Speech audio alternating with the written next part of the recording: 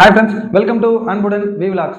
என்னடா எப்போ பார்த்தாலும் மலையாளத்தில் மட்டும்தான் ஒரு நல்ல கிரைம் த்ரில்லர் வருமா, தமிழில் வரவே வராதான்னு நினச்சிட்டு இருந்த எல்லாருக்குமே ஒரு கிரன்ச்சியான நல்ல கிரைம் த்ரில்லர் தமிழில் வந்திருக்குங்க. ஆமாங்க, குற்றம் புரிந்தவன் சோனி லீவ்ல வந்து இப்போ ஸ்ட்ரீம் ஆயிட்டு இருக்கு. மொத்தம் 7 எபிசோடுங்க. எனக்கு ரொம்ப பிடிச்சிருந்தது வந்து பார்த்தீங்கன்னா, ஒரு எபிசோட் முடியும் போது நம்ம யாரை கொலகாரன்னு நினைச்சோமோ அவன் கண்டிப்பாக கொலகாரனா இருக்க மாட்டான். இதே மாதிரி தான் எல்லா எபிசோடும் டிராவல் ஆகுங்க. ஒவ்வொரு எபிசோடும் 45 நிமிஷம் வருதுங்க. எந்த ஒரு இடத்துலையும் உங்களுக்கு ரொம்ப போர்லாம் அடிக்காதுங்க. நல்லா கொண்டு போயிருந்தாங்க. கதையா பாத்தீங்க அப்படின்னா 10ல இருந்து 12 வயசுக்குள்ள இருக்கிற பெண் பிள்ளைகள் வந்து பாத்தீங்கன்னா வரிசையா சாவறாங்க. அதுல வந்து பாத்தீங்கன்னா ஒரு கொலையில வந்து பாத்தீங்கன்னா பசுபதி மாட்டிக்கிறாரு. அவர் வெளியே வந்தாரா இல்லையா அப்படின்றதான் மொத்த கதையுமே. இந்த மொத்த கதையில வந்து பாத்தீங்கன்னா ஒரு 5ல இருந்து ஒரு 6 பேர் ரொம்ப முக்கியமான ஆளுங்க இருக்காங்க. ஃபர்ஸ்ட் பசுபதி. இவர் மலையாளத்துல இருந்திருந்தாரு அப்படின்னா தலையில தூக்கி வச்சு நம்ம கொண்டாடி இருக்க மாட்டிருக்கு. அவங்களையும் மிஞ்சி இவர் நடிக்கிறாரு. ஆனா நம்ம அவரை பெருசா கண்டுக்கிறது இல்லைங்க. இதுல பாத்தீங்கன்னா உங்களுக்கு தெரியுங்க, ஒரு தாத்தா ஒரு பேரனை வந்து பாத்தீங்கன்னா ஒரு மெடிக்கல் இஷ்யூஸ் இருக்கிற பேரனை காப்பாற்றணும்னு நினைக்கிறாரு. அப்ப அந்த பீரியட் ஆஃப் டைம்ல வந்து பாத்தீங்கன்னா ஒரு கொலையில மாட்டிக்கிறாரு. பேரனை காப்பாற்றணும் அப்படின்னா இந்த கொலையை மறைச்சே ஆகணும் அப்படின்ற ஒரு ஒரு கட்டாயத்துல தள்ளப்படுறாருங்க. மறைச்சாரா இல்லையா, பேரனை காப்பாத்த ட்ரை பண்றாரு. இதுல நீங்க மொத்த இதுலயுமே நீங்க எடுத்துக்கிட்டீங்க அப்படின்னா பசுபதி எல்லாரையுமே அவுட் சைன் பண்றாருங்க. ரெண்டாவதா அவங்க மனைவி கேரக்டர்ல ஆனந்தி அப்படின்ற கேரக்டர்ல நடிச்சிருந்த அந்த அம்மா ஒரு சீன்ல அந்த குழந்தையோட அம்மா அந்த குழந்தையோட டெட் பாடி ஒரு இடத்துல இருக்கும், அதுக்கு பக்கத்திலே இருப்பாங்க. ஆனா அந்த டெட் பாடியை கண்டுபிடிக்காத மாதிரி இவங்க பாத்துக்கணும். அந்த சீன் எனக்கு ரொம்ப ரொம்ப பிடிச்சிருந்துச்சுங்க. அதே மாதிரி பசுபதி இவங்களை விட்டுட்டு போயிடுவாங்க, டெட் பாடியை வந்து பத்திரமா பாத்துக்கணும் அப்படின்ற ஒரு இதை சொல்லிட்டு போவாரு.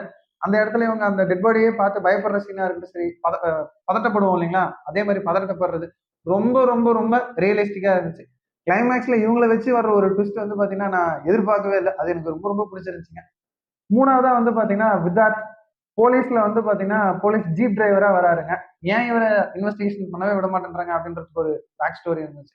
ஒரு இடத்துல அவங்க குழந்தைகிட்ட அவர் சொல்லுவாரு, இந்த சிஸ்டம் வந்து பாத்தீங்கன்னா மேல இருக்கிறவன் ஒரு மாதிரியும் கீழே இருக்கிற ஒரு மாதிரி நம்ம பார்க்கோம், நம்ம அந்த சிஸ்டத்துல தான் வாழ்ந்துட்டு இருக்கோம் அப்படின்னு சொல்லும்போது எனக்கு ரொம்ப பிடிச்சிருந்துச்சுங்க.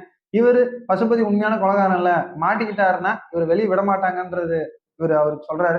நம்ம 2 பேரும் சேர்ந்து கண்டுபிடிப்போம்னு சொல்லிட்டு 2 பேரும் போற சீனா இருக்கட்டும் சரிங்க, கண்டுபிடிக்கிற விதம் ரொம்ப நல்லா இருந்துச்சுன்னு சொல்லலாம்.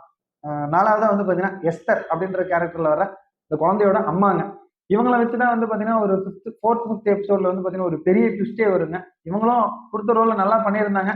என்ன அப்பப்போ வந்து பாத்தீங்கன்னா எல்லார்ட்டையும் என் பொண்ணு பாத்தீங்களா என் பொண்ணு பாத்தீங்களான்னு சொல்லிட்டு கேட்கறது மட்டும் கொஞ்சம் போரிங்கா இருந்துச்சுங்க. மற்றபடி நல்லா நடிச்சிருந்தாங்க.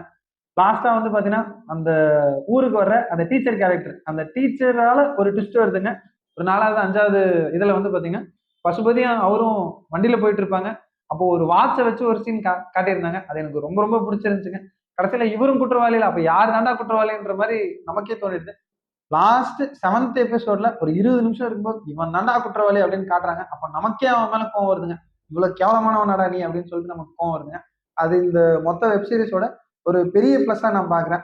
ஓகே, டைரக்ஷனா வந்து பாத்தீங்க அப்படின்னா செல்வமணி முதல் முதல்ல ஒரு டைரக்ஷன் பண்ணியிருக்காருங்க. அப்படி அப்படி தெரியவே இல்லைங்க. நல்லா வந்து பாத்தீங்கன்னா இயக்கியிருக்காரு. எந்த ஒரு இடத்துலயுமே பெரிய ஃபிளாஸ் எதுவும் இல்ல. அப்ப படத்துல எதுவுமே ஃபிளாஸ் இல்லையாப்பா அப்படின்னு கேட்டீங்கன்னா சின்ன சின்ன இடத்துல வந்து பாத்தீங்கன்னா லேக் ஆகுதுங்க. மத்தபடி 2-3 மணி நேரம் நான் ஃப்ரீயா இருக்கேன், நல்லா தமிழ்ல ஒரு வெப் சீரிஸ் பார்க்கணும் அப்படின்னா கண்டிப்பா பாருங்க. எந்த ஒரு இடத்துலயும் உங்களை டிசப்பாயிண்ட் பண்ணாது. கண்டிப்பா சொல்றேன், சாட்டிஸ்ஃபை பண்ணும். தேங்க்யூ. ட்ரை பண்ணி பாருங்க.